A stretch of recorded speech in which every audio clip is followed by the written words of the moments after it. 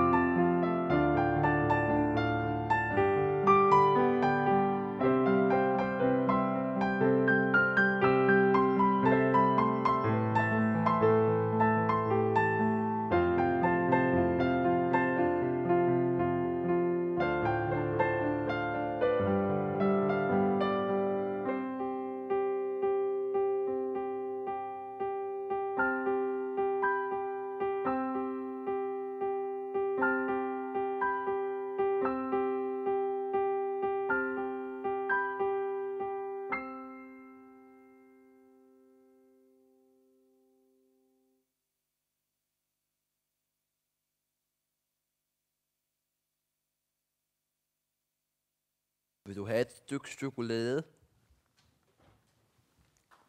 Hej, mit navn er Georg Skovsen. Vil du have et stykke chokolade? Jeg kunne spise omkring 1,5 million af dem her, uden at blive træt af dem. Mor sagde altid, livet er som en æske med chokolade. Du ved aldrig, hvad du vil få. Det ligner nogle komfortable sko. Jeg vil vædde med, at du kunne gå hele dagen i sådan nogle sko, uden at få ondt. Jeg vil ønske, jeg havde sådan nogle sko. Mine fødder gør ondt. Mor sagde altid, man kunne sige en frygtelig masse om en person ud fra deres sko. Hvor de har været, og hvor de skal hen. Jeg har slidt mange sko. Jeg vil vædde med, hvis jeg tænker rigtig hårdt, så kan jeg huske mit første par sko. Mor sagde, de vil tage mig overalt. Det du har fået på nu, Geo, det er magiske sko. Magiske sko? Ja, Geo. Magiske sko. Med dem kan du komme hvorhen du vil i verden. Tusind tak, doktor.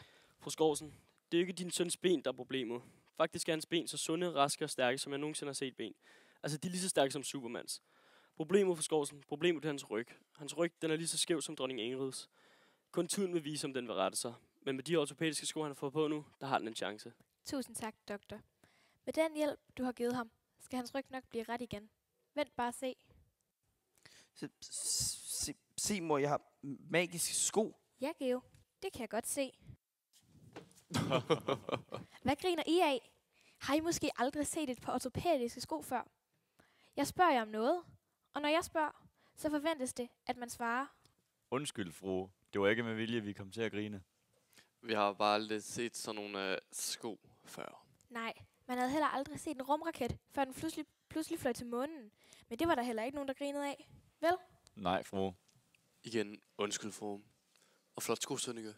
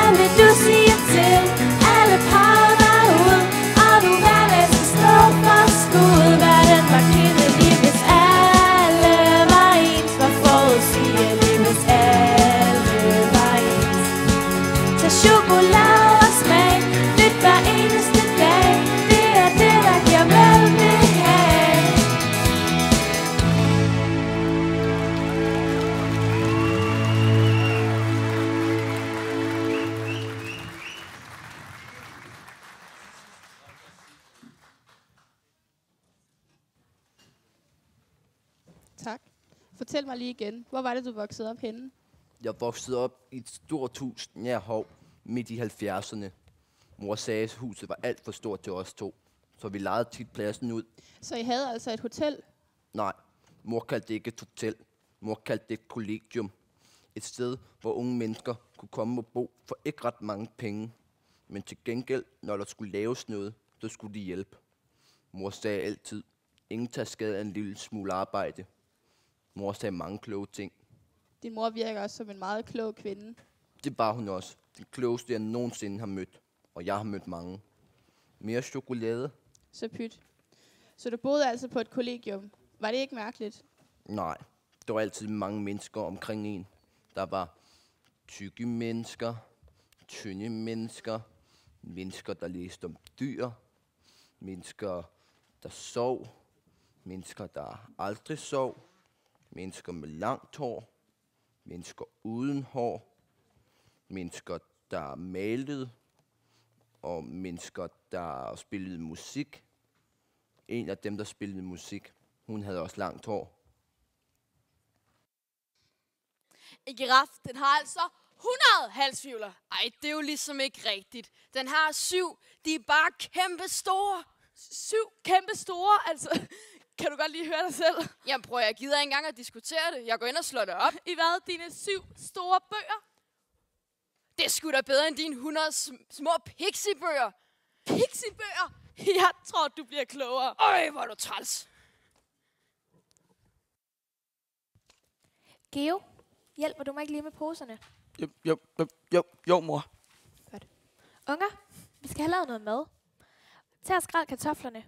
Michael, tag skraldet ud, og I andre, kom og hjælp mig med maden. Så er vi skrevet. Yep, ind og rulle. Vi skal have lavet noget salat, Geo. Ja, mor. Henter du nogle gulerødder ude i haven? 2-3 bundter. Selvfølgelig, mor.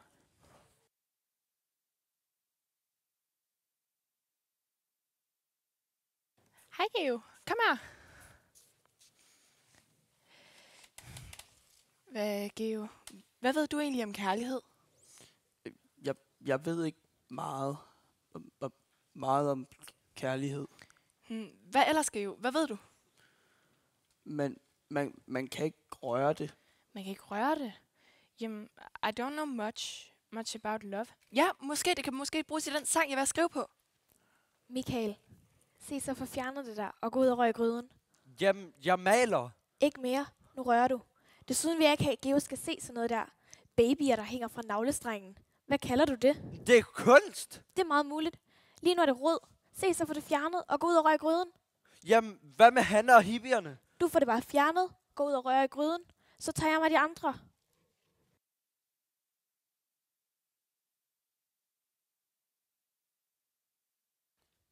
Kom, og jeg hjælper. Maden laver ikke sig selv. Vi kommer nu. Lad mig bare lige ryge den her fed færdig. I skal overhovedet ikke ryge indenfor. Det ved I også godt. Ej, mand. Det er så goddyrt strengt. Kom nu og hjælp med maden. Ja, vi kommer nu. I dækker bord. Så finder jeg Hanne og Geo. Geo, fortæl mig lige igen, så jeg kan huske det. Jeg ved ikke meget om kærlighed. Og jeg kan ikke røre det. Jeg ved ikke meget. Alt som kærlighed. Hanne? Hanne Bol. Hvad snakker du med Geo om? Kærlighed? Det er han alt for ung til at vide noget om.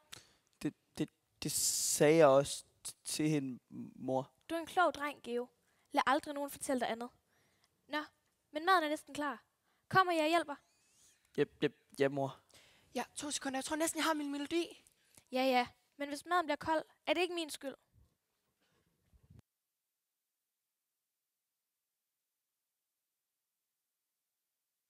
Du kan jo godt se, at det der, det er horn. Det er jo ligesom ikke horn, vel? Det er jo kugler. Der er jo ikke kugler på en giraf. Med mindre det er en handgiraf. Michael! Jeg har fundet min melodi.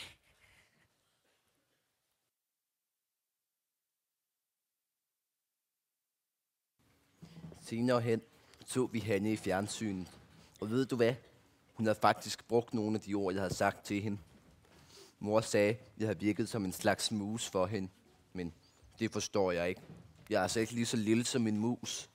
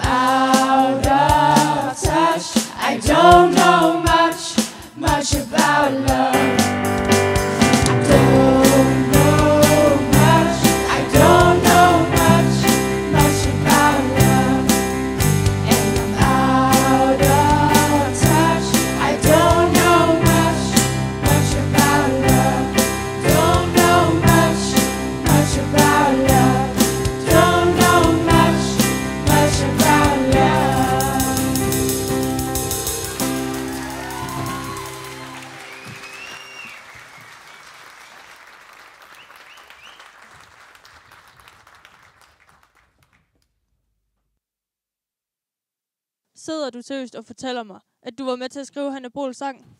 Ja, Hanne skrev faktisk en takkeseddel til mig. Kunne du tænke dig at se? Gerne. Måske du har den i tasken. Ja.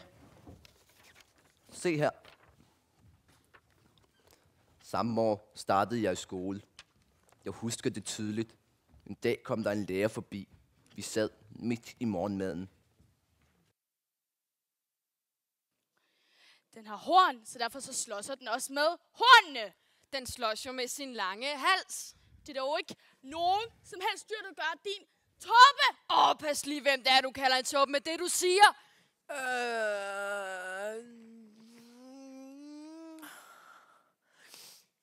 Kun en tåbe. Frygter ikke en tåbe med en kåbe. Wow. Dybt. Hvad? Lad os lige sætte os ned. Det. Geo, åbner du lige døren og ser, hvem det er? Ja, mor.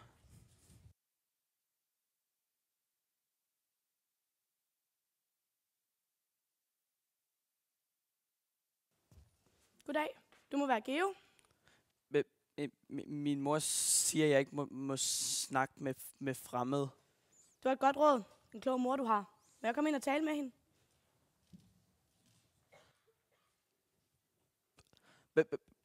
Hvis nu du fortæller mig dit navn, så er vi ikke fremmede længere. Jo, altså mit navn det er fru Hansen. Og jeg er rektor nede på skolen. Mit navn er Geo. Geo Skovsen. Jeg ved godt, hvem du er, Geo. Men jeg er her altså for at tale med din mor. Nu er vi ikke fremmede længere. Jeg henter hende med det samme.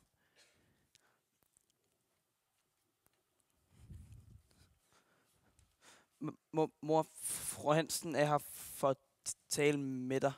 Tak, Geo. Goddag, rektor. Hvad kan jeg gøre for dig? Jeg tror, det er bedst, vi taler alene. Vil du gøre mig selskab herude? Ja, selvfølgelig. Geo, bliv der. Og Michael, jeg vil ikke have, at Geo skal se nogle af dine billeder. Og skulle du ikke også have skiftet den trøje? Skulle du ikke til gallaåbning? Nej. Jo, det skal jeg nok. Nå, rektor. Hvad kan jeg gøre for dig? Det er jo ikke hver dag, at rektoren fra den lokale skole møder op på en dørtrin. Jo, jeg kan forstå, at du har skrevet Geo ind til start til den nye skoleår. Ja, det er korrekt. Han er ved at være i den alder, hvor han er skoleparat. Se, det er jo derfor, jeg er her, fru Skovsen.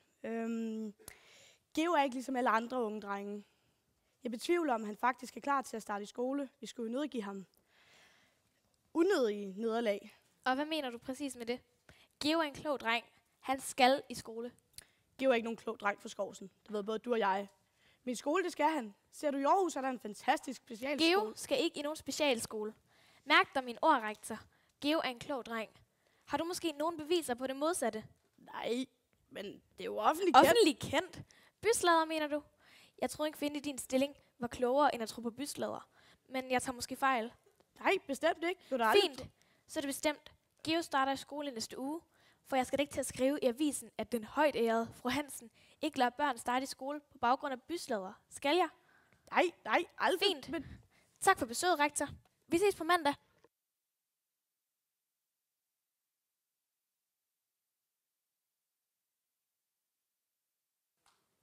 Hvad vil det dame, mor? Bare lige hils på, inden du starter i skolen på mandag. Nå, Geo, hvor kom jeg fra? Du er en klog dreng. Lad aldrig nogen fortælle dig det modsatte. Ja, mor.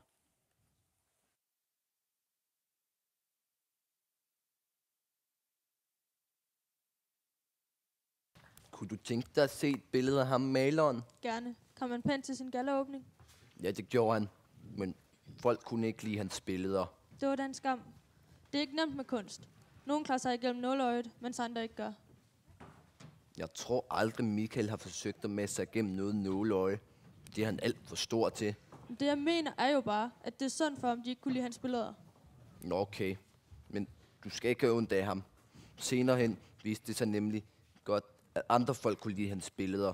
Og i dag har han sin egen gallereudstilling og lever af at male. Jeg tror, jeg har nogle billeder af hans billeder nede i tasken. Kunne du tænke dig at se? Gerne.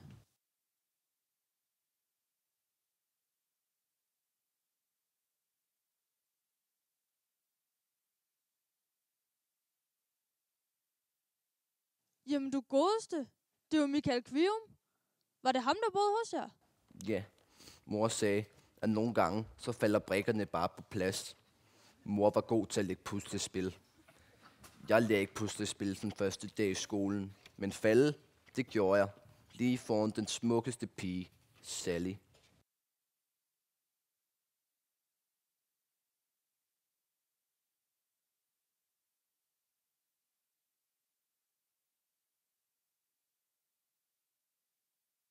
Flyt dig.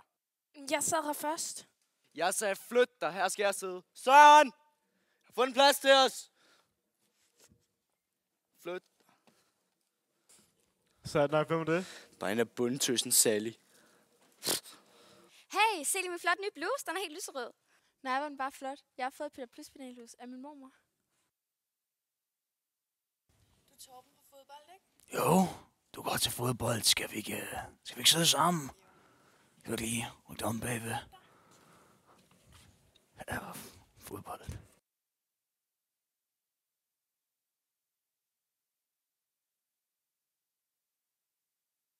Optaget. Optaget.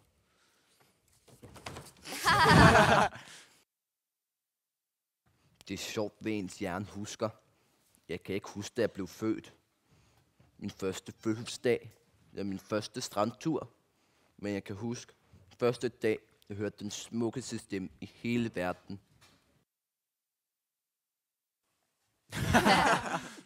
Du kan sidde her, hvis du vil. Vil du sidde her, eller hvad?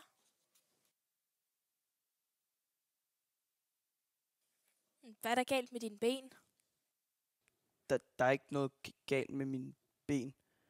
Man siger, at de er lige så stærke som Supermans. Det er min ryg, der er skæv.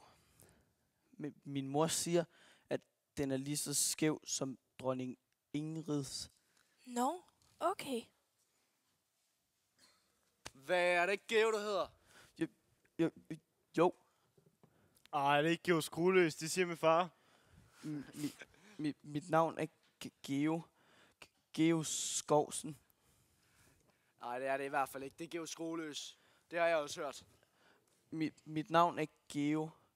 Geo Skovsen. Det siger min mor. Ja, den er godt med dig, Geo. Er du dum, eller hvad? Min mor siger, at jeg er en klog dreng. Min mor siger også, at man kun er så dum, som man gør sig til. Nå, men jeg hedder Sally. Mit navn er Geo. Geo Skovsen.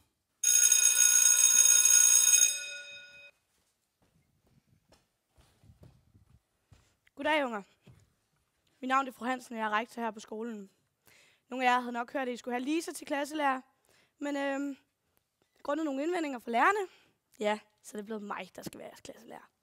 For altid? Ja, normalt er det jo sådan, at I skifter efter anden klasse. Men jeres klasse er særlig. Ja, det er I slet ikke gammel nok til at høre om. Svaret er ja. Ja? Ja. Ja til hvad? Ja, til spørgsmålet selvfølgelig. Jeg er og vil fortsætte med at være jeres klasselærer for altid. Nej. Hvad er der dog galt? Jeg vil ikke være her for altid. For altid? Ja.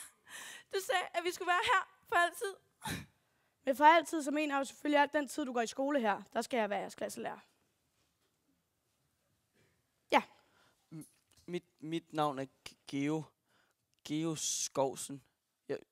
Jeg var så spændt på at komme i skole, at jeg drak 7 glas mælk til morgenmaden.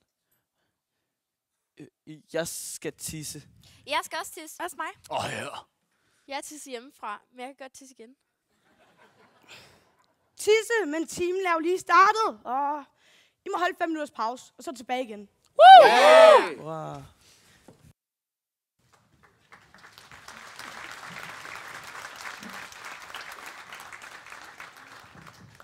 Skolen var en dejlig tid. Jeg sad altid ved siden af Sally. Og så længe at fru Hansen ikke rev hår ud af hovedet på sig selv, så klarede det godt, sagde mor. Jeg så aldrig fru Hansen rive hår ud af hovedet på sig selv. Men nogle gange, når jeg talte, så sad hun helt stille og talte til 10. Nogle gange til 20. Fru Hansen var rigtig god til at tælle. Måske var det derfor, hun var blevet klasselærer igen, så hun kunne få lov at tælle. Frikvartererne var også ok. Lige ud over de andre spændte ben og kaldte mig dumme ting. Er du dum, eller hvad, Geo Gummiben? Men min mor siger, at jeg er en klog dreng. Men min mor siger også, at man kun er så dum, som man gør sig til. Så er det godt nok dum, Geo. For fuck, hvor er du dum. Lad ham så være. Pas dig selv, din bundetøs, og du skal vilde med ham.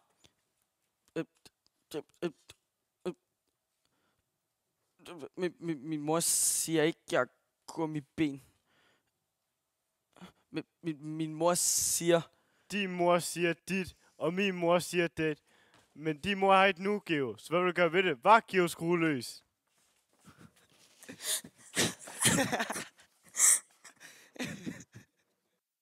Drenge for helvede. Lad nu være, ikke? Altså. Og særligt ser for mænd. 1, 2, 3, 4.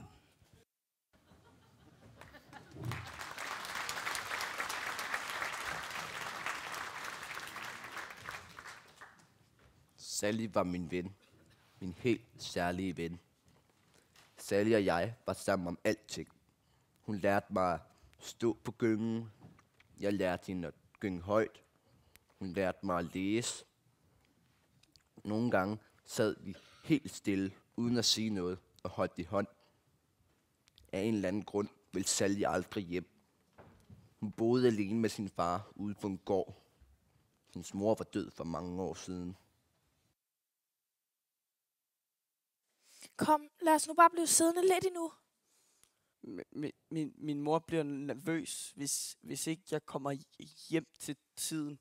Kom nu bare for min skyld, Geo. For min skyld. Okay, Sally. Bare for din skyld. Nogle gange så sad vi på gyngen, helt til stjernerne stod op.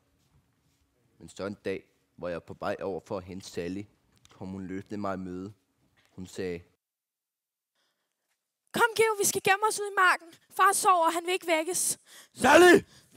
Sally, kom her, Sally! Jeg vil bare gerne snakke med dig, Sally. Sally, kom nu.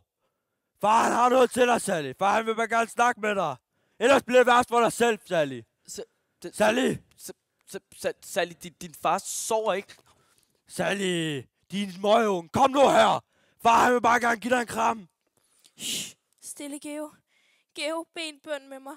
Kære Gud, hvis du hører mig, så tryl mig om til en fugl, så jeg kan flyve frit og være fri som fuglen. Og så jeg aldrig behøver at komme hjem igen.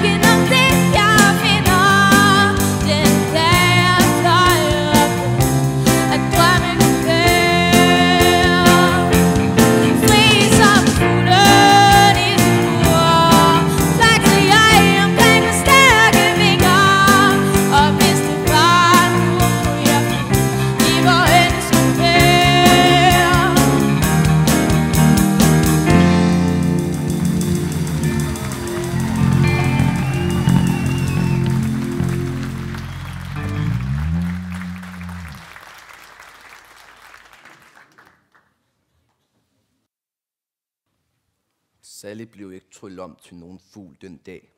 Men i stedet så kom politiet og sagde, at hun ikke længere skulle bo ved sin far. Sally var ikke ked af det. Det var jeg heller ikke. For nu flyttede hun over til sin mormor, som boede endnu tættere på. Nogle gange om natten kom Sally over til vores hus. Hun sneg sig ind i min seng, og vi lå helt tæt. Hendes hår duftede af honning. Sally sagde, hun var bange. Bange for hvad? Det ved jeg ikke. Men jeg er ikke noget imod, hun kom, så jeg spurgte ikke. Måske var det hendes mormors hund. Det var en meget bisk hund. Mor sagde altid, der sker mirakler hver dag. Det er ikke alle, der tror på det. Men det gør jeg. På den dag skete der et for mig. Kom, Geo. Skal vi ikke gå ned og se, om bøgen er sprunget ud over gyngen? Hvad mener du, Sally? Kan træer da godt springe? Nej, dit fjollehoved. Det betyder bare, at bladene er kommet frem. Nå, okay, Sally. Det kan vi godt. Geo gummiben, skal jeg på tæsk, eller hvad? Når jeg fanger dig, gummiben, så får du klø. Hører du mig? Kom her! Bare løb fra dem, Geo. Løb, Geo, løb! Ja, Geo, løb med din gummiben. Løb, Geo, løb!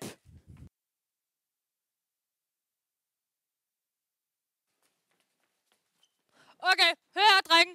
Fodbold er i rivende udvikling. Og én ting er vigtigere end alt andet. Tempo, dreng, for helvede, tempo! Fart er alt. Lige nu løber der en lille knæk rundt af Bispebjerg. Brøndby har allerede fingrene ude efter ham. Og hvorfor, spørger jeg mig så. Hvorfor? Kan han drible? Nej! Kan han lave præcise afleveringer? Nej! Er han målmand? Nej. Nej, ser jeg, drengen? Han spiller højre fløj. Han hedder Dennis Rommedal. Og mærke mine ord, han kommer på landsholdet. Ikke fordi han kan drible. Ikke fordi han kan lave indlæg. Men fordi han kan løbe. Løbe som vinden. Forstår I det? Det jeg leder efter er en rigtig hurtig løber. Og skulle der træffe hver en her, så lover jeg, at jeg får den person på landsholdet. Okay? Okay, op på ræk med. Så må vi se, om en af jer har, hvad der skal til. 3, 2, 1. Du tror mig måske ikke, men jeg kunne løbe. Løbe som vinden. Nogen siger endda, som vinden i medvind. Nu! Hvem i himlen er det? Geo Skovsen. Han er min nye stjerne. Hvad? Geo, han er dum som en dør. Det er sgu da meget muligt, men ser du, hvordan han kan løbe for helvede? Han skal med på min sports efter skole.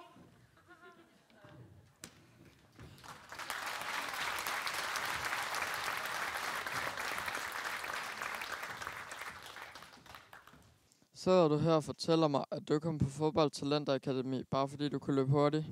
Ja, efterskolen var en meget forvirrende tid. Sally var også på efterskole, men den lå et stykke væk fra min, men jeg besøgte hende så tit jeg kunne. Man kan da ikke spille fodbold, bare fordi man kan løbe hurtigt? Nej, det er klart. Jeg skulle selvfølgelig også lære at sparke til en bold og aflevere den. Men først skulle jeg løbe op og ned af højrefløjen.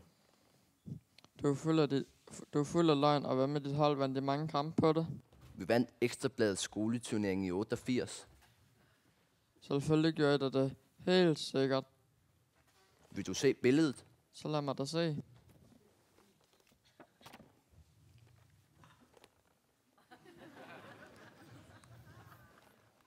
Og fordi vi vandt, så skulle vi op til borgmesteren. Og hvis der er noget, jeg elsker, så er det pandekager.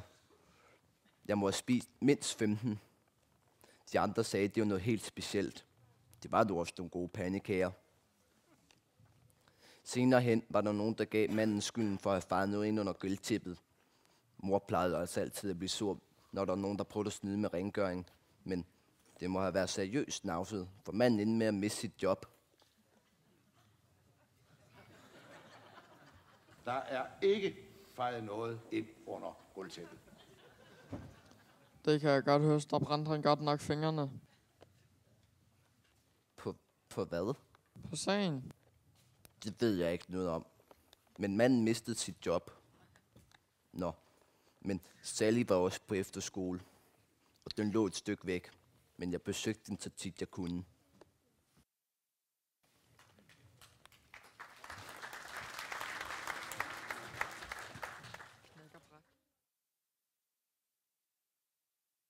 Stop. Stop. Stop dog. Kom nu. Nej, stop. Nu, Sally. Kom så. Stop. Stop. Stop så. Stop. Stop. For helvede, Sally. Lær dig at styre det lille kæledyr. Du er sindssyg i dit hoved. I begge to skængrende sindssyg. Rend mig i røven. Geo, se nu, hvad du gjorde. Nu skred han. Han forstod mig. Han forstod mig, når jeg snakkede om at være fri som fugl. Vi snakkede om at flyve sammen. Men nu er han væk. Og jeg er alene igen. Jeg har taget chokolade med til dig. Undskyld, nu tager jeg tilbage til min efterskole. Geo, se på dig selv. Du har blodtuder, og dit tøj er helt beskidt. Kom, så går vi ind og gør noget ved det.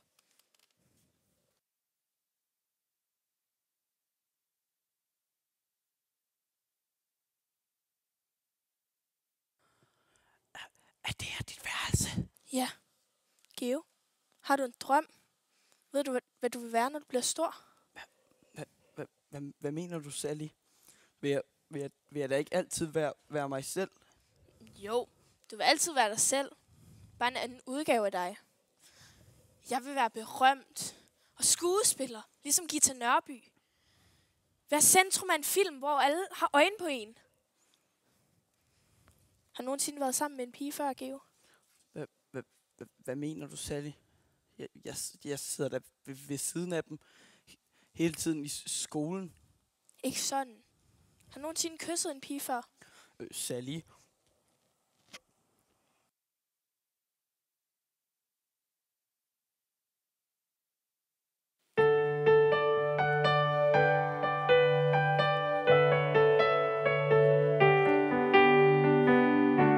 Hvordan kan det være, at et enkelt kys kan gøre, at hele min verden bliver løs?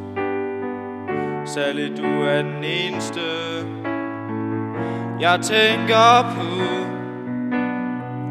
Hvordan skulle jeg nogensinde dig kunne få?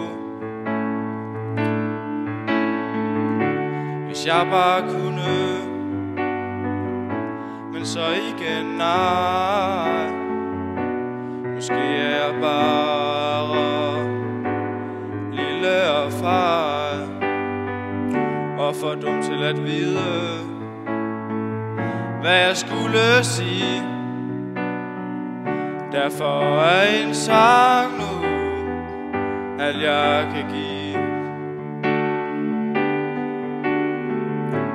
Jeg siger til hele verden, at det er min sang.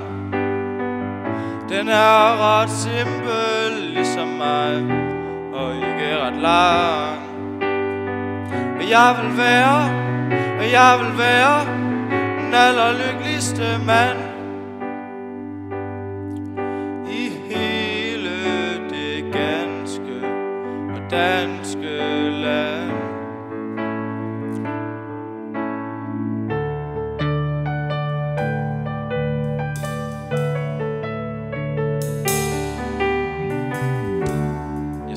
Her på kanten og stiger mig blind, men sangen om dig er alt i mit sind. Verden suser forbi, mens jeg kun ser til. Du betyder jo alt her i mit skæbnespil.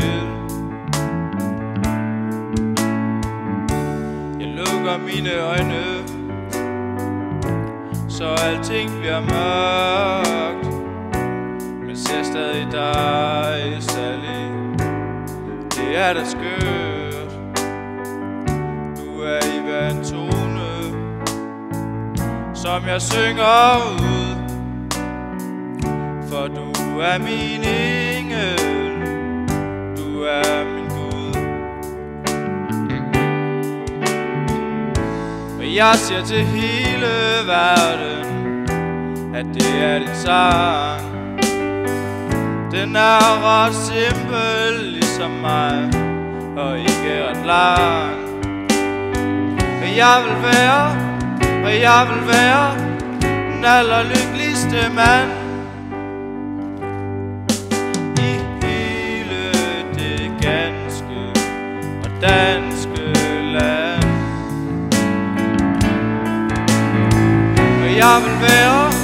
Og jeg vil være den allerlykkeligste mand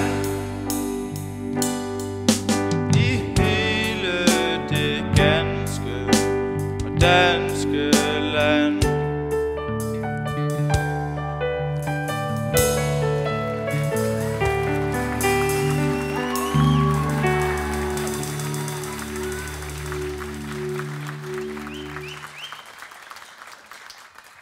Så, Geo, når du prøver at kysse en pige. Skynd dig, Geo. Hvis de opdager dig på mit værelse, så bliver jeg smidt ud. Løb, Geo!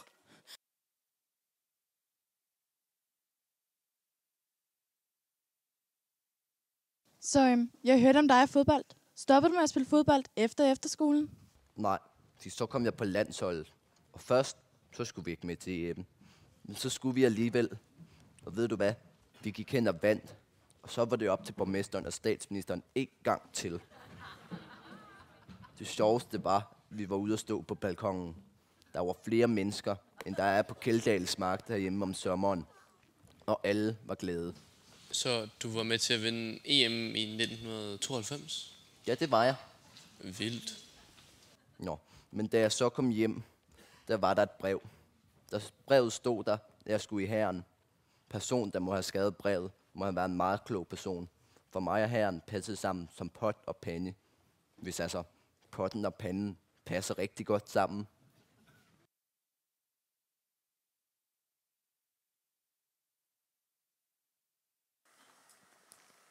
Optaget. Optaget.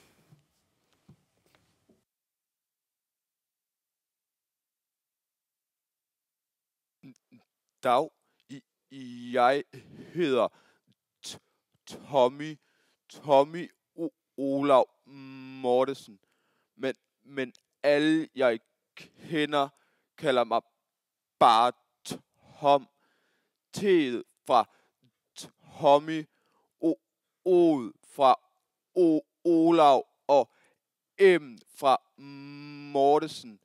Altså alle jeg kender kalder mig bare Tom. Jeg hedder Geo Skovsen. Alle jeg kender kalder mig for Geo Skovsen.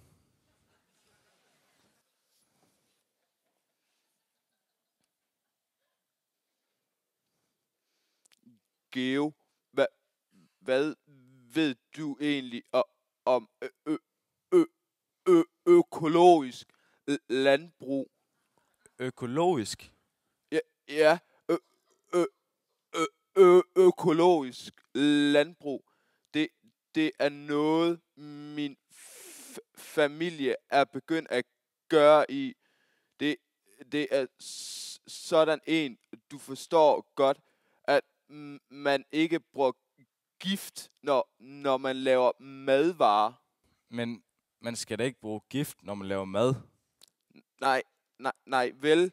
Det er også det smarteste ved, er, at man kan lave næsten alt økologisk, så alt maden bliver uden gift. Ja, mad uden gift, det lyder smart. Man kan lave økologisk gulerødder, økologisk hvede, økologisk byg, økologisk havre. Næste!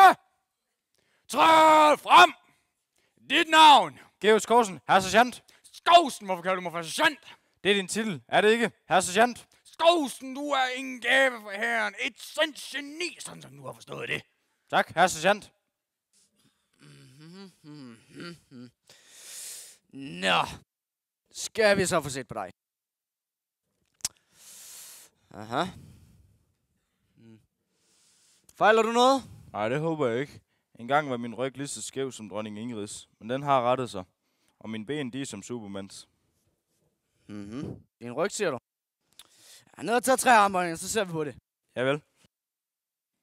1, 2, 3. Nej, din ryg, den fejler sgu ingenting. Prøv du lige at hoste for mig en gang. Hvad laver du? Ej, de er godt nok faldet ned, det er helt sikkert. Hvad er faldet ned? Næste! I hørte, mand! Næste! Træd frem! Dit navn! Tommy Olav Mortensen.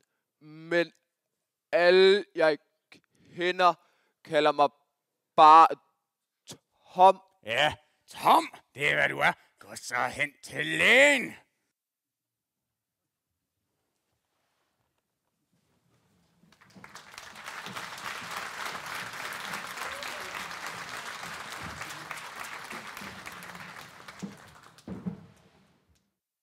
I hæren kom vi sammen med en masse gode drenge, som vores sergeant kaldte os.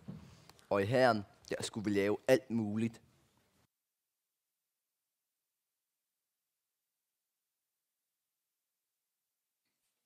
Jeg vil have, det gulv skal være så skinnende rent, at jeg kan se mit spejlbillede i det. Jeg vil have sergeant.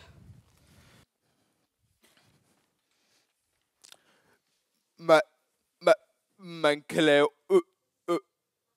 økologisk kartofler, økologisk selleri, økologisk roer. Hallo, Rand! Skovsen, hvorfor er det gulv så skinnende rent? Fordi det var det, de bad os om. Herre sergeant! Skovsen, du må være et geni, et vaskeægte geni. Hvis det ikke er, fordi jeg havde brug for dig i Jugoslavien, vil jeg sørge for, at du kommer ind under lederuddannelse. Tak, herre sergeant. Træd af! Hvad sker der egentlig i Jugoslavien? Ved du ikke det? Der er nogen, der slår en anden ihjel. Hvorfor tror du, vi er her? Vi skal ned og stoppe den. Hvorfor dræber de hinanden? Det ved de jo ikke engang selv. Det er noget med religion og gammelhed at gøre. Min mor siger altid, at religion er godt, så længe det ikke bliver brugt til noget ondt. Men det gør den dernede i Jugoslavien. Og det er det, vi skal ned og stoppe. Ja, hvis altså ikke de når at dræbe hinanden, inden vi kommer derned. Tror du, at de gør det? Nej, selvfølgelig ikke. Har I overhovedet ikke læst ordresedlen? Vi tager afsted i næste uge. I næste uge? Ja, i næste uge. Vi skal nå hjem til dem, vi er kær. Hvem ved, hvornår vi får dem at se igen? Ja, hvis vi ser dem igen. Så skal jeg hjem til min mor. Vi skal alle sammen hjem til vores mor. Men vi mødes i aften en afrejse, så skal vi i byen. Er det ikke en aftale? Jo, selvfølgelig er det en aftale. Den sidste nat som drenge, når vi kommer hjem, er vi blevet mænd. Er det med? Ja! Ja.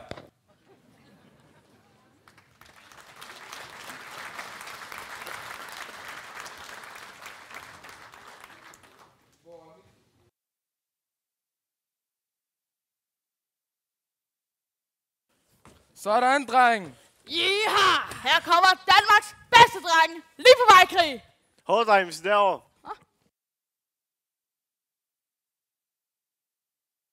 Flyt dig. Hypnoelbartender på i morgen til mig og drengene her i krig. Ja, vi tager krig i morgen. Vi tager afsted som brødre. Fucking brødre! Ja! Og som brødre skal vi lige dele en lille lækkervisken, inden vi tager afsted.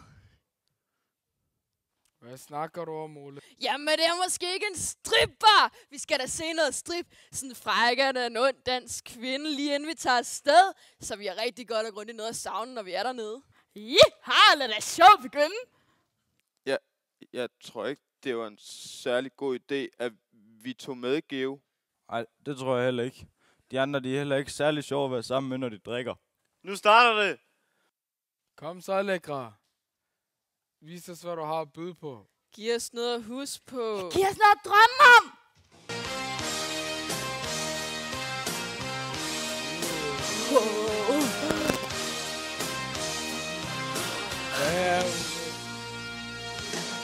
Sally? Flyt dig. Sally, hvad laver du? Nej, stop. Hey, stop.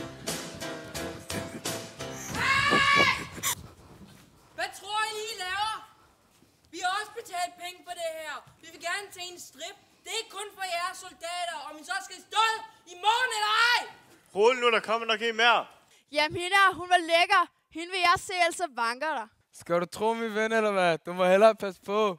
Eller hvad? Tror du er noget, bare fordi du er soldat? Jeg er ikke bare soldat, men soldater sætter livet på spil for jer, mand. Op i røven! Vi vil have den lækker tilbage! Det er godt nok synd! Hende har Geo snuppet. Så den Geo! På hende! Nå, så det med vilje, hva'? Kom med nu, I forpulede prinsessesoldater. Hvad sagde du? Han sagde prinsesser, fedt! Nu er det nok! Smut hans med Jensenes næver! Mary Gensinernes.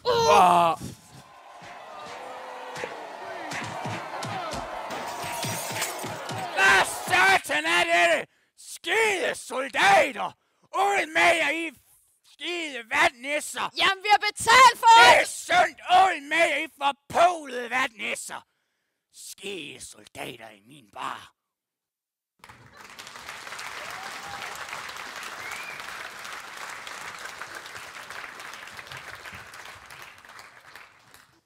Du kan ikke blive ved med det, Geo. Du kan ikke blive ved med at redde mig hver gang. Men direkte ud efter dig, Sally. Mange rækker ud efter mig. Du kan ikke blive ved med det, Geo. Sally, jeg kan ikke gøre for det. Jeg elsker dig. Geo, du ved ikke engang, hvad kærlighed er. Du ved ikke, hvad det vil sige at elske. Kan du huske dengang, vi bad til Gud, om at jeg vil være fri som fuglen? Ja. Tror du, at hvis jeg kravlede derop og bare gav slip, tror du så, jeg ville kunne flyve? Hvad mener du, Sally? Du kan da ikke flyve. Lige meget. Jeg må væk herfra. Sally, vent. Geo, hold dig væk fra mig. Jamen, så farvel. Jeg rejser til Jugoslavien i morgen. Det er et helt andet land, hvor der er krig. Du må love mig en ting, Geo. Hvis du kommer i problemer dernede, så er ikke noget med at være helt. Bare løb. Skynd dig og løb. Det lover jeg. Og jeg skriver til dig hele tiden.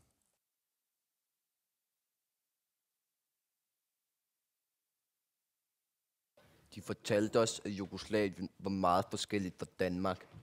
Lige ud over alle havregrynene, smøgerne og flaget, så var det jo også.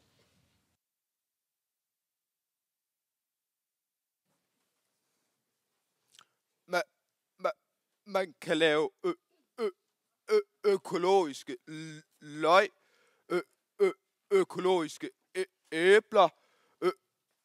Er I mine nye rekrutter? Ja, løjtnant. Tag hænderne ned. I skal ikke hilse på mig. Der er forbandet snigskytter rundt omkring dette område, der vil elske smørgen officer som mig. Jeg er løjtnant Dan Taylor. Velkommen til Jugoslavien. Så siger de her. Der er 2 regler her på stedet. Regel nummer 1. Hold jeres fødder tørre. Hvis ens fødder bliver våde, kig op, kig op!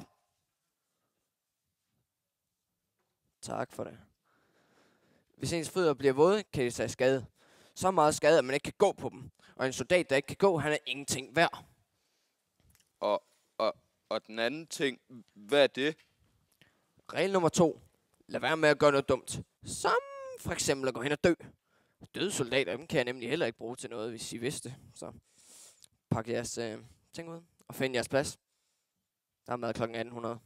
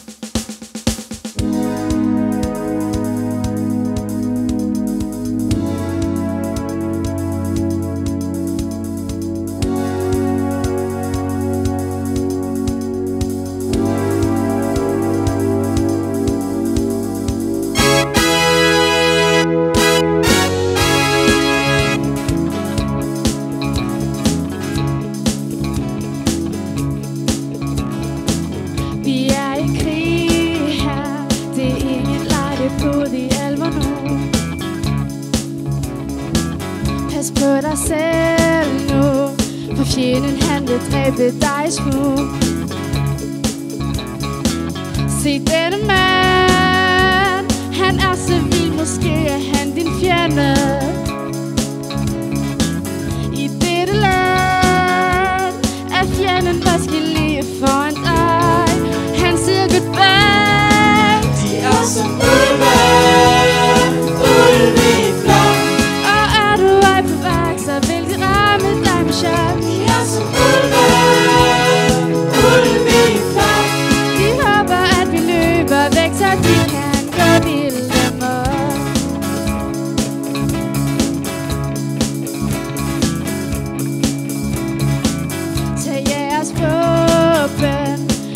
for livet indtil sidste mand.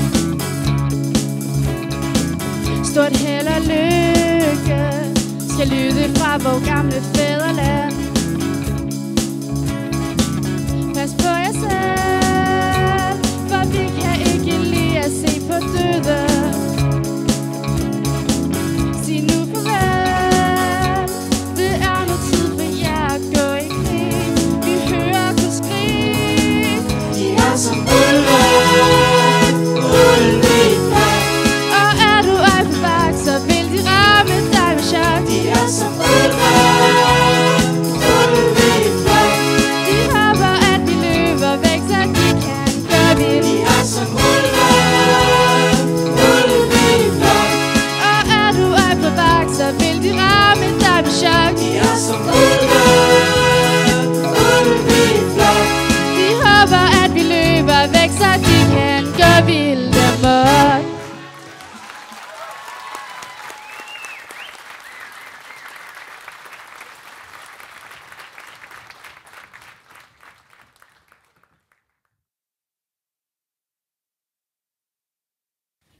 Gode ved Jugoslavien var, der altid var noget at lave. Enten skulle vi holde udkig, eller skulle vi ud og kigge. Vi ledte altid efter en eller anden, der hed Kontakt, men han må have gemt sig godt, for vi fandt ham aldrig. Alle, fald ned. Nu!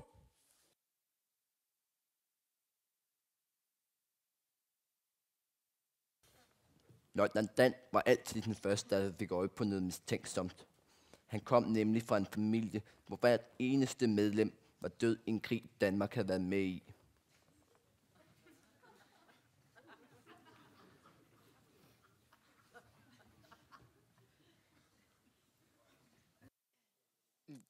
Geo, jeg har et vigtigt spørgsmål til dig. Ja, Tom? Når du kommer hjem, skal vi så ikke købe en gård i Vestjylland og dyrke den økologisk? Vi bliver bønder sammen. Alt dels lige 50-50. Og det fede skæve er, at vi kan bo på gården og spise alt den økologiske mad, vi vil have. Okay, Tom. Det er en aftale. Jeg to. Hvad snakker I nu om? Om en gård, løjtnant Dan. Om en gård. Jeg spurgte Geo, om han vil blive bønder med mig, når vi kom hjem, købe en gård og dele alt lige 50-50. Hold lige kæft, hold lige kæft. Tak for det. Hvis I to, I får en gård, så lover jeg at komme som Karl. Men lige nu, der er det mig, der er boss, og jeg siger afgang. Afgang? Ja, afgang. Op og stå afsted. Kom nu.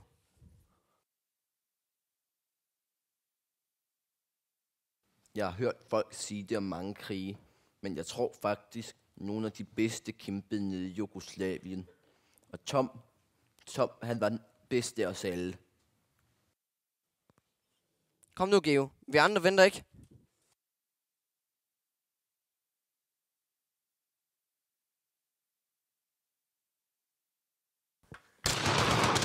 Kontakt. Kontakt. Hvem er de? Nej, hvad fanden gør vi, dreng? Hvad gør vi? Vi er oprevet! Fald tilbage. Alle fald tilbage. Geo, løb. Løb, din tumpe. Løb. Tommy, jeg må finde Tom. Hjælp!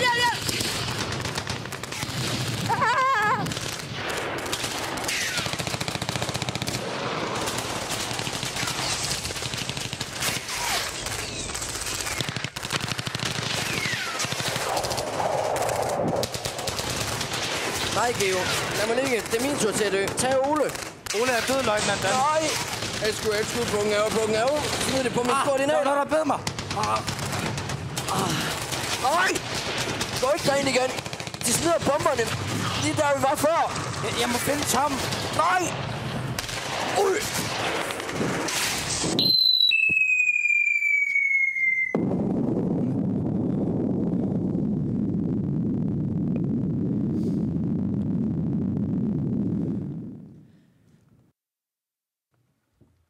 vidste, det var sidste gang, jeg kunne tale med Tom, havde jeg nok sagt nogle lidt andre ord.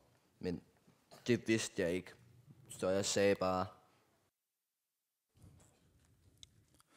Hej Tom. Hej Geo. Jeg er glad for, at jeg fandt dig, Tom. Geo, jeg vil gerne hjem. Geo, jeg vil hjem nu.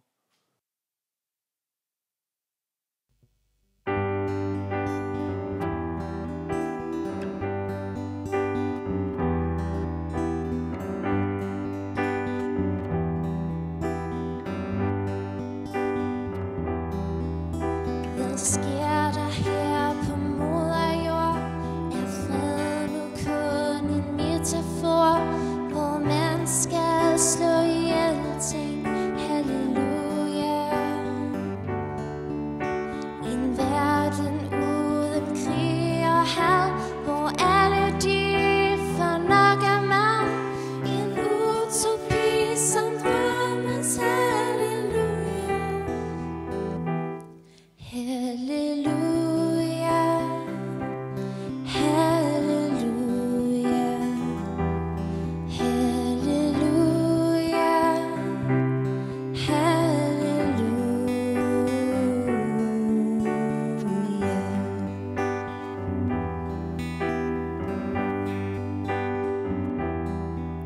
Soldaten, som vi priser højt, tager hjem fra krig, men har det sløjt, for psyken, den er skadet. Halleluja. Og ofrene i krigens land er kvinder, børn og ægte mand. De græder sorgens sorg. Halleluja. Halleluja. Halleluja. Halleluja.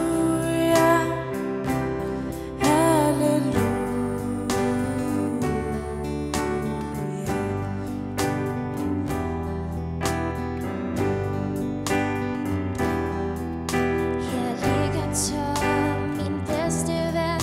Hans sidste ord var, jeg vil hjem. Vi lever ikke evigt. Halleluja. Vi unge tager afsted og tror, vi ej forlader denne jord. Men se, min drøm er bristet. Halleluja. Halleluja. Halleluja.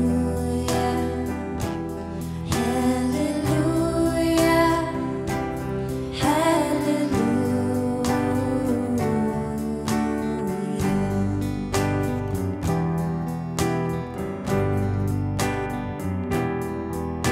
Undom at dette mareridt, før denne jord den går faldet. Slut op og fred med et halleluja. Og syng så højt, at folk forstår, at alle gode livsvilkår skal opnås, så vi samles. Halleluja. Halleluja. Halleluja. Halleluja.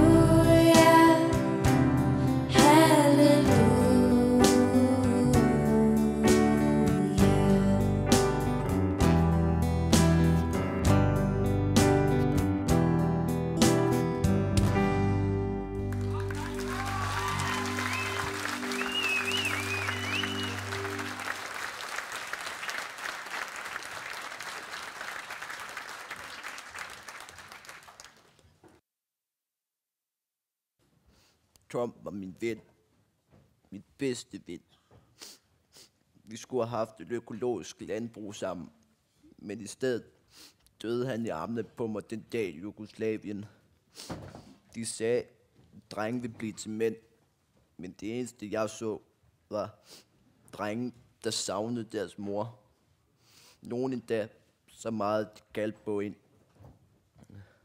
Og det er alt, hvad jeg har at sige om den sag.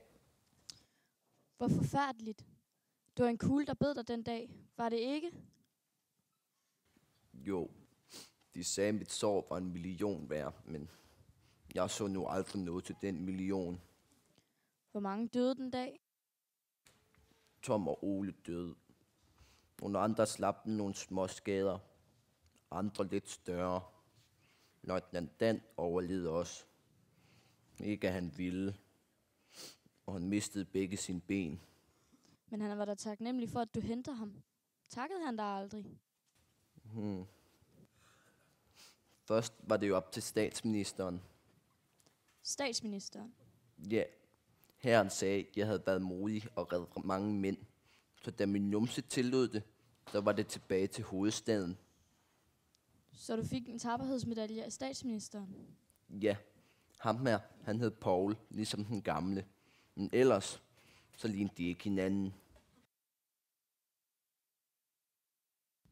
Georg Skovsen, statsministeren, er klar til at tage imod dem nu. Mange tak. Og de må være Georg Skovsen. Jeg har hørt om deres gerning i Jugoslavien. Okay. Danmark vil takke dem for deres indsats. Og som tegn på vores taknemmelighed og i anerkendelse af det mod, de har udvist, vil vi hermed overrække dem en tapperhedsmedalje. Tusind tak. Jeg hører, de blev såret under slaget. Det er korrekt, herr statsminister. Må jeg være så fræk og spørge, hvor de blev ramt? Lige på den ene balle, herr statsminister. Jeg kunne godt tænke mig at se, hvordan sådan en sår ser ud. Du godeste.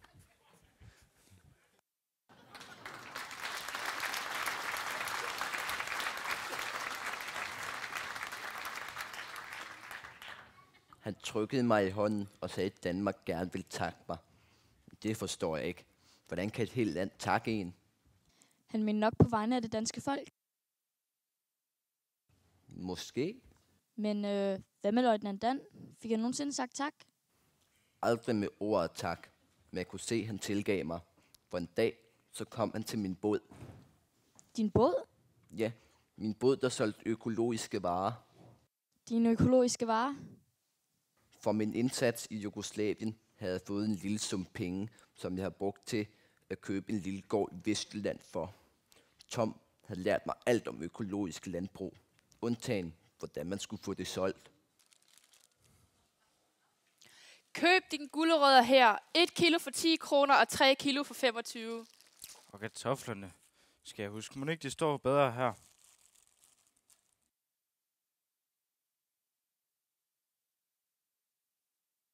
Goddag. Goddag. Må jeg købe 3 kilo gulerødder? Ja, værsgo. Det bliver 25 kroner.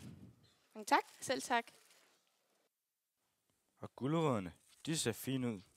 De skal stå her. Ikke til den der pris. Du må da være sindssyg. Køb dejlige ævler her. En pose for 15 og 2 for 25. Må jeg godt få en pose, tak? 15 kroner. Vær så god. Fortsat god dag. I lige måde, du. Og kartoflerne skal jeg huske. Vil du købe nogle kartofler af mig? Af dig til de der priser. Du må da være sindssyg, idiot. Sig mig lige, er du dum eller hvad? Han må da være mega dum. Han er skingerne sindssyg. Kald ham ikke dum! Løjtnant Dan? Bland dig udenom, krøbling. Hey, lad dem være. Smut! Rend mig! Smut! Løjtnant Dan, hvad laver du her? Jeg hørte, du har fået din egen gård, så jeg er her sådan set bare for at holde, hvad jeg lovede. Hvad mener du? Jeg lovede dig jo, at hvis du fik din egen gård, så vil jeg komme og være karl for dig. Så her er jeg, hvis du altså vil have mig. Men løjtnant Dan altså, velkommen til min båd Sally. Og bare vent til du kommer hjem og ser min gård. Den hedder Sally.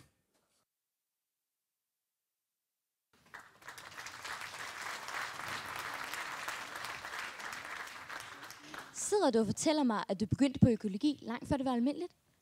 Det var Toms idé. Der gjorde bare, som Tom sagde. Mor sagde altid, at ikke alt lykkes i første forsøg. Hun sagde også, at der ikke er nogen grund til at ikke at prøve igen. Blev det så bedre, da Dan hjalp dig? Løjtnant Dan råbte meget for at få kunder.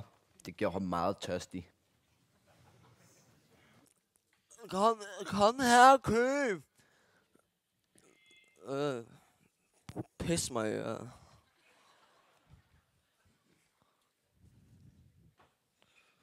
Det er fantastisk, hvordan han kunne lægge sit handicap til siden og arbejde så hårdt for at råbe kunderne an.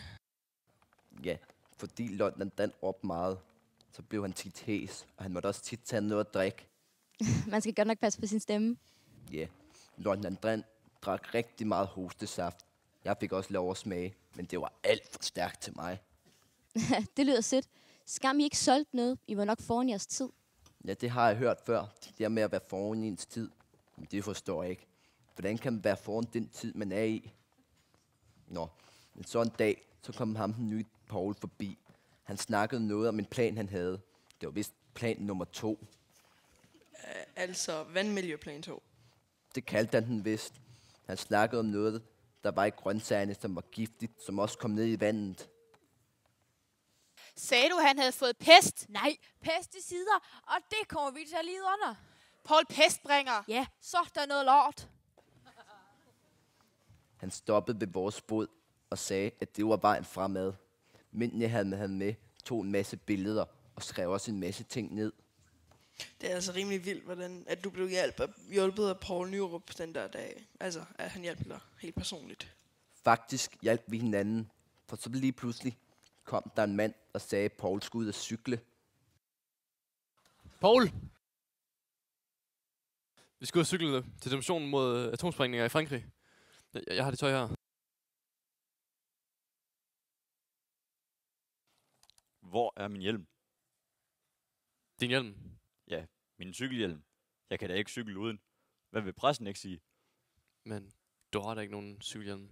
Det ved jeg, men der er journalister. Se her, den klarer jeg. Undskyld, herre statsminister, men jeg har glemt deres cykelhjelm. Jeg har en cykelhjelm. Den kan statsministeren da godt låne. Tusind tak.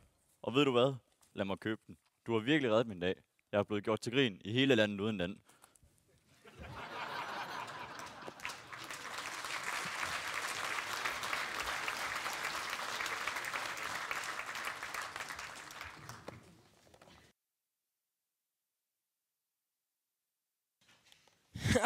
Fuck, hvor grineren alligevel, at du hjalp ham med den der hjelm. Den der lille hvide hjelm, som han blev så berømt, og så gjort så meget grin af. Det ved jeg ikke noget om. Men efter det begyndte det at gå rigtig godt for båden. Der kom rigtig mange mennesker. Kom nu, Geo. Vi har meget, vi skal nå. Ja, jeg kommer nu, løjtnant Dan. Hvor mange gange har jeg ikke sagt, du ikke skal kalde mig løjtnant Dan mere? Jeg er jo ikke din løjtnant mere. Jeg er jo din ven. Mange gange, løjtnant Dan. Mange gange. Det var godt.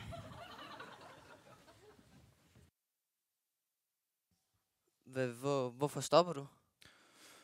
Kan jeg vide, hvad Sally laver? Hvor har det bare ringe. Tag dig nu sammen, Sally. Kom nu.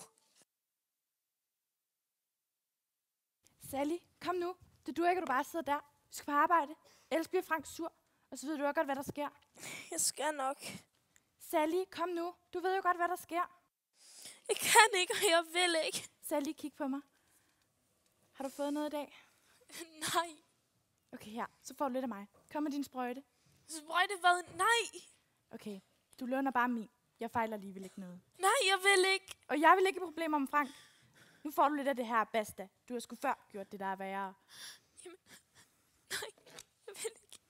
Nej, stop. Nej! Sig mig, hvad fanden laver I? Eller lad mig omformulere det. Hvorfor laver I ikke noget? Jamen Frank, jeg fandt Sally her helt væk, så jeg... Så du hvad? Du blev her ved hende, Ulla. Hvorfor du ikke gå og tjene penge til mig? Jamen søde Frank, hun er helt ude af den. Men bare rolig, jeg har givet hende noget kok. Hun er hurtigt klar igen. Siger du, at jeg ikke passer på mine kællinger, hva'? Nej Frank, nej søde Frank. Godt. Afsted, luder. Ud og træk, så skal jeg nok tage mig af Sally. Sally, vågn op. Hvad? Hej Frank. Du ser vildt sjov ud. Sally, du er jo helt væk. Tag dig sammen. Du lyder sjov. Føles Sally. sjov. Sally! Undskyld, Frank. Luder, mand. Taber, luder. Undskyld. Du er høj og leg, det rager mig langsomt. Nu har du bare blive klar, så du kommer ud og trækker og tjene penge. Forstået? Ja, Frank, jeg skal nok. Du har 2 minutter til at blive klar, og så skal komme tilbage og hente dig, så jeg ikke nær så godt humør som nu. Forstået? Ja, Frank. Jeg glemte 2 minutter. Godt.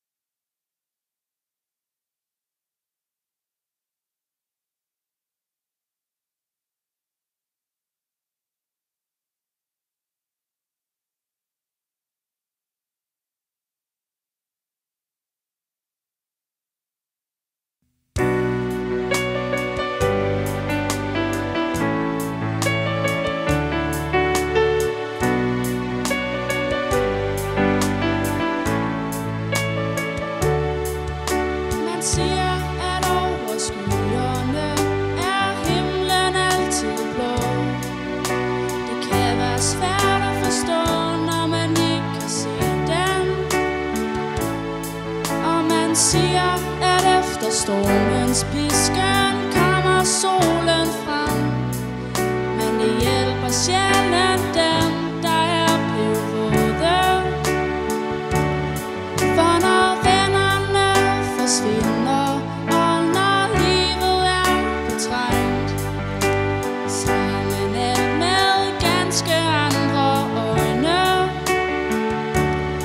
Ja, man øver sig og bliver langsomt bedre til at se og skelne mellem sandhed og løgne. Man siger jo, at det der sker er altid godt for noget, og troen har vi fået for at bruge den. Ja, man siger så meget, men ved så lidt, når angsten den har fat, og sjælen mærker illusionen briste. For når vennerne forsvinder, og når livet er betrængt, ser man alt med ganske andre øjne. Ja, man øver sig og bliver langsomt bedre til at se og skelne mellem sandhed og løgne. Alting kan gå i tu, et hjerte kan gå i 1000 stykker. Kalder du mig for ven engang, så er jeg her nok endnu. Alting kan gå i tu, et hjerte kan gå i 1000 stykker. Kalder du mig for ven engang, så er jeg her nok endnu. For når vennerne forsvinder, og når livet er betrængt, ser man alt med ganske andre øjne.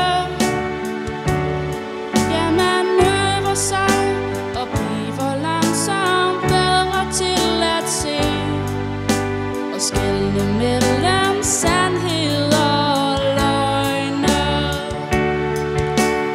Alting kan gå i tu, et hjerte kan gå i 1000 stykker. Kalder du mig for ven engang, så er jeg her nok endnu. Alting kan gå i tu, et hjerte kan gå i 1000 stykker. Kalder du mig for ven engang, så er jeg her nok endnu.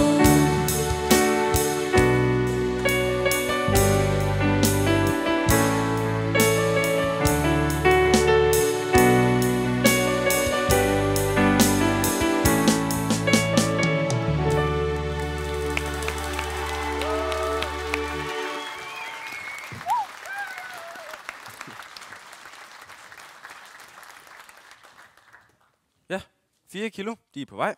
Værsgo. Det bliver 70 kroner. Værsgo. Kom endelig igen. Det kan du regne med. Det er godt at købe gode råvarer og samtidig støtte miljøet. Det har du ret i. Vi må passe på vores vand. 2 kilo gulerødder til mig, tak. 2 kilo gulerødder. De er på vej. Værsgo. Mange tak. Det er 130 kroner. Værsgo. Mange tak. Fortsat god dag. Det går sandelig godt, hva'? Det er allerede 3. gang i den her uge, vi har udsolgt. Ja, og det er gang nummer 100, der er udsolgt i år. Det kunne simpelthen ikke gå bedre. Nej, det kunne det vel ikke. Give, vi har opkøbt alt nabojorden i Miles omkreds på vores første gård. Købt 8 andre gårde, som vi har folk til at passe. Den eneste grund til, at vi stadig sidder her lige nu, er for hyggens skyld. 95% af vores varer bliver nemlig solgt til restauranter og firmaer rundt om i hele Danmark, så snart vi har dem klar. Okay, når du siger det på den måde, så kan jeg godt se, at det går godt. Geo, jeg får faktisk aldrig sagt tak for den dag, du reddede mit liv. Du skal bare vide, at jeg er blevet lykkelig igen. Jeg har fundet noget, jeg kan gøre mit handicap til trods, og det kan jeg takke dig for. Jeg tror på noget, jeg vil noget. Nu drømmer jeg igen, nu tør jeg igen. Geo, du har givet mig håbet på livet igen. Jeg har fundet noget, jeg er god til. Noget, jeg rent faktisk skal bruges til.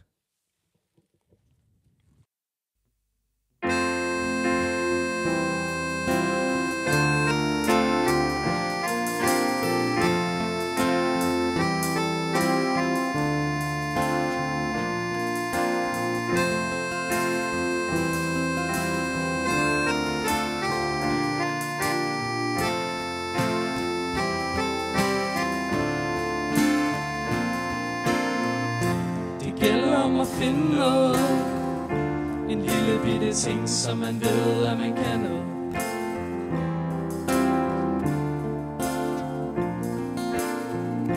Det gælder om at vinde noget. En lille bitte sejr over sig selv, over jantelov.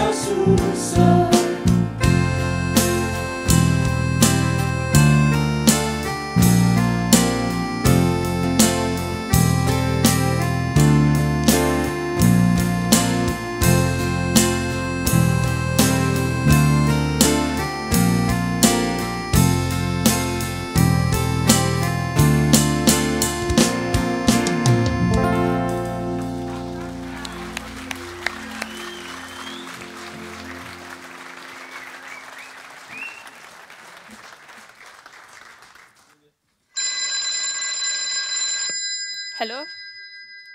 Okay. Er det alvorligt? Ej, hvor frygteligt. Ja, det skal jeg nok sige til ham. Farvel. Geo? Geo, jeg er lige blevet ringet op. Det er din mor. Hun er meget syg. Min mor?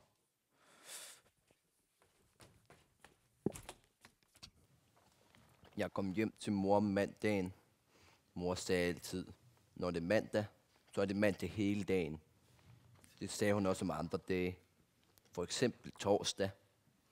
Ja, det tror jeg engang, hun gjorde. Jamen, det er jo også mandag hele dagen. Ikke den mandag. Ikke for mor. Hun nåede ikke at opleve hele den mandag. Døde hun så den mandag? Ja, det gjorde hun. Men jeg nåede at snakke med hende inden.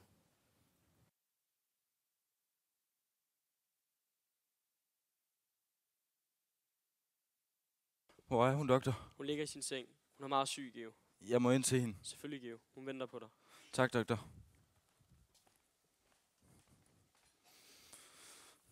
Hej, mor. Hej, Geo. De siger, du er syg. Det er jeg også. Men du bliver da rask igen, gør du ikke? Nej, Geo. Jeg skal dø. Nej, mor. Du må ikke dø. Jo, Geo. Døden er en naturlig del af livet. Det skal vi alle. Mor, jeg kan ikke leve uden dig. Jo, når jeg ser på dig, så ser jeg en god mand, Geo. Du må leve videre, mens jeg må videre. Vi ses på den anden side, Geo. Nej, mor.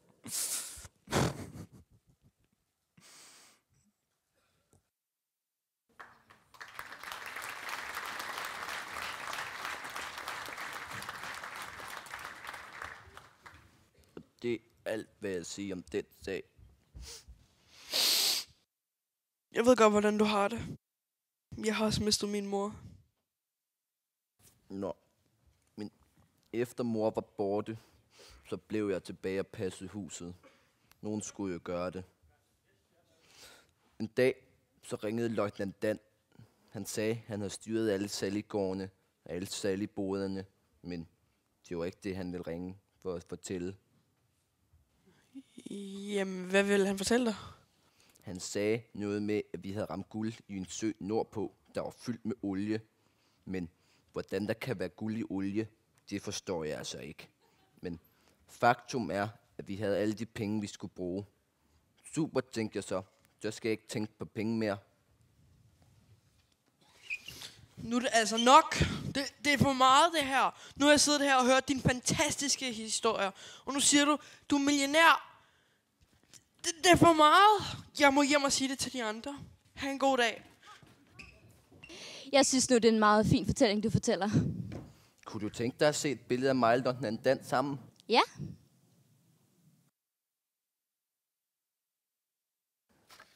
Se, her står han foran Danfoss. Løjtnant Dan fik den idé at købe en masse fabrikker med vores navn i. Så han købte Danfoss, Danisco, Danglas, Geo Jensen, Geographical og Geocaching. Han købte også aktier af Danske Bank, men han sagde, at de fleste af vores penge stadig lå i den sø nordpå, og den ikke vil løbe tør i vores levetid. Hvad end så det betyder. Jeg er jo ligeglad. Jeg havde alle de penge, jeg skulle bruge. Jamen, du mener, at I fandt olie i Nordsøen? Jamen, du godeste, du er virkelig mange milliardær. Det kan du tro, fru. Jeg har flere penge, end Mærsk McKinley Møller har. Nå, men efter jeg havde alle de penge, jeg skulle bruge, så blev jeg tilbage i huset. Så jeg gyngede og læste. Alt mens jeg tænkte på personen, jeg plejede at gøre det med. Sally. Og så pludselig en dag, så var hun der. Sally? Sally, er det dig? Hej, Geo. Jeg savner dig, Geo. Jeg har tænkt på dig hele tiden, Sally. Sally, du ser syg ud. Nej, jeg er ikke syg. Jeg er bare virkelig træt. Nå, men du kan sove i min seng, så. Det vil jeg virkelig gerne, Geo. Så sover jeg bare i en gæsteseng. Har du brug for noget? Nej, ellers tak. Bare jeg får lov til at sove. Selvfølgelig, Sally, selvfølgelig.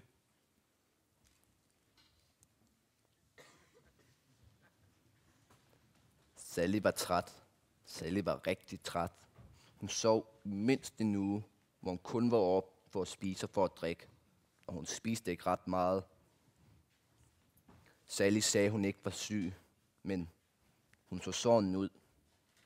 Jeg hørte hende klage sig af smerter, men Sally ville ikke fortælle noget, så jeg spurgte ikke. Jeg var bare glad for, at hun var tilbage. Nå, men så en dag, så rejste Sally sig op, og hun så rask ud, og hun spiste igen, og alt var som ved det gamle, og om aftenen sad vi at stå på stjerner, helt til at vi skulle i seng. Jeg går i seng nu, Geo. Okay, Sally. Sov godt. Sally, det er den lykkeligste tid i hele mit liv. Også min, Geo. Vil du gifte dig med mig? Jeg vil være en god ægtemand. Det vil du, Geo. Det vil du. Men du vil ikke gifte dig med mig? Jamen, du vil jo ikke gifte dig med mig. Sally, hvorfor elsker du mig ikke? Måske er jeg ikke klog, men jeg ved, hvad kærlighed er.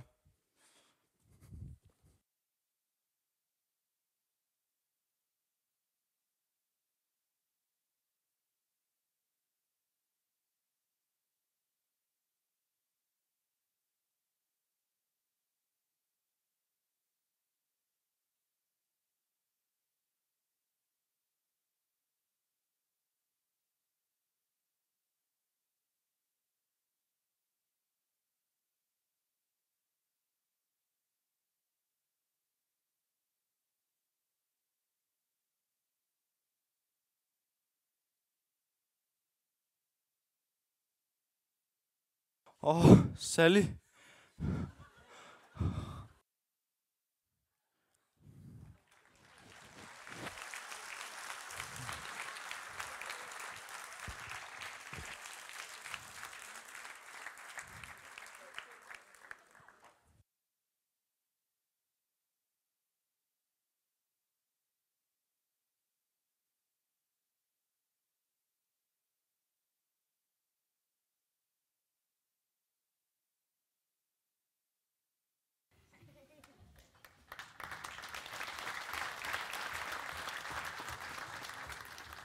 Næste morgen var Sally væk, og jeg hørte ikke til hende i flere år.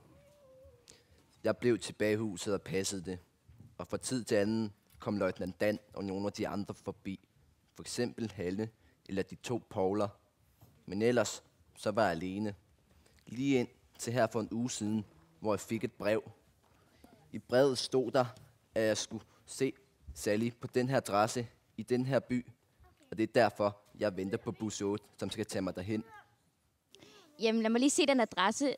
Altså, det er jo ikke andet end 3 gader væk. Bare ned til højre og 3 gader ned. Er det? Ja. Tusind tak, fru. Jamen, det var så lidt.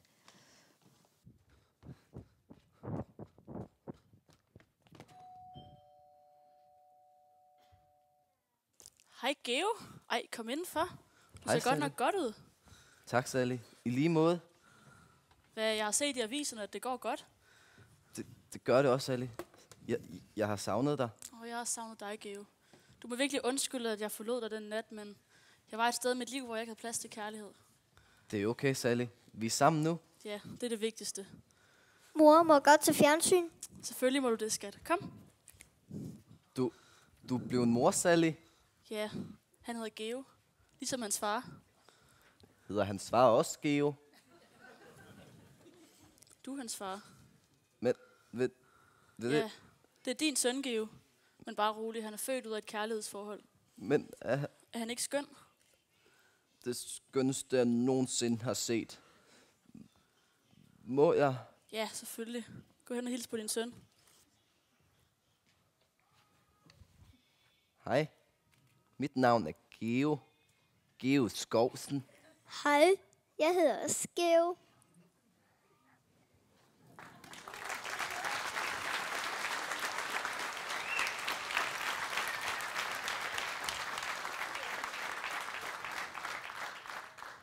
Vil du gifte dig med mig nu, Sally? Ja, hellere end noget andet i hele verden. Og flytte sammen med mig? Lige med det samme, Geo. Men Geo, jeg er syg. Men så må vi have dig til lægen, Sally. Jamen, det har jeg været, og de siger, de ikke kan gøre mere. Men hvad er det, du siger? Geo, jeg er døende. Jeg har en sygdom, der hedder AIDS, og den kan ikke kureres. Men Sally... Men med dig kan jeg dø lykkeligt. Og med alt held har jeg 2 til 3 år tilbage at leve i.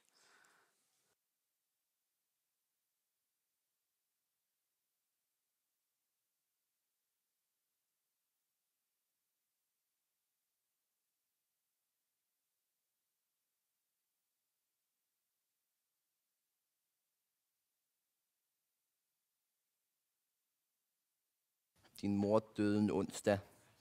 Jeg kommer her hver dag for at lægge blomster, ligesom du lægger dine tegninger. Den tid, vi havde sammen, var vi lykkelige. Nå, kom. Lad os få dig i skole.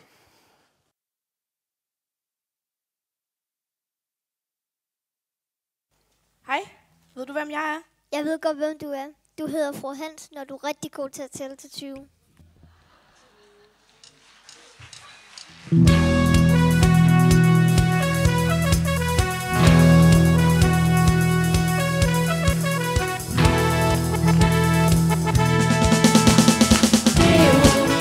Han er min lille søn, han er Geo. Han er bare så skøn, se han smiler. Han er kærlig og god, der er intet ondt skal blive ham Geo. Han er noget så gæv, lille Geo.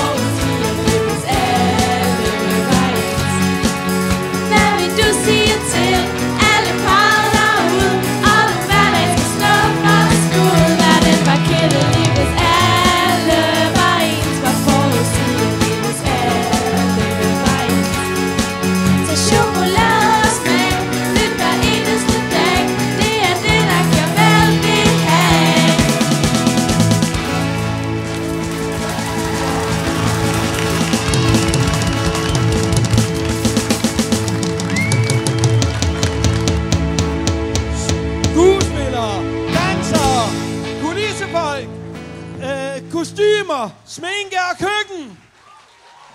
Lys, lyd og medie. Musikken. Danser.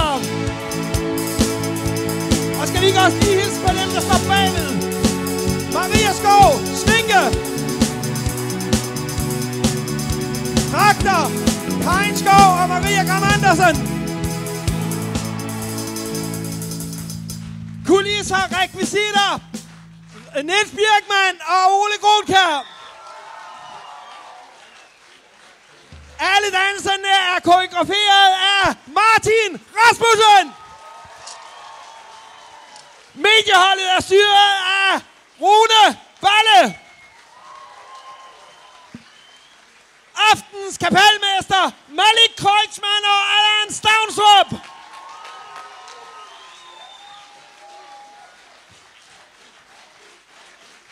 Og instruktør, forfatter og inspiratør Kasper Jensen.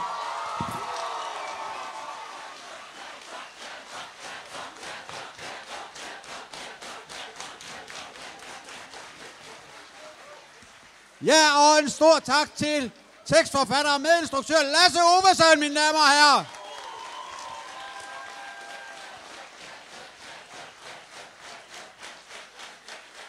Så skal jeg sige til jer, at når vi er færdige her, så skal I gå ud og skrive jer på dørene, sådan så I kan få tid til konsultationer. Der er også mad i køkkenet, så hvis nogen starter med at gå til konsultation, og nogen går ned og spiser, så er der mad nok under hele perioden. Vi har i hvert fald synes det har været rigtig sjovt at arbejde med. Det her var sidste forestilling. Håber, I har nydt det. Det har vi i hvert fald. Tak fordi I kom.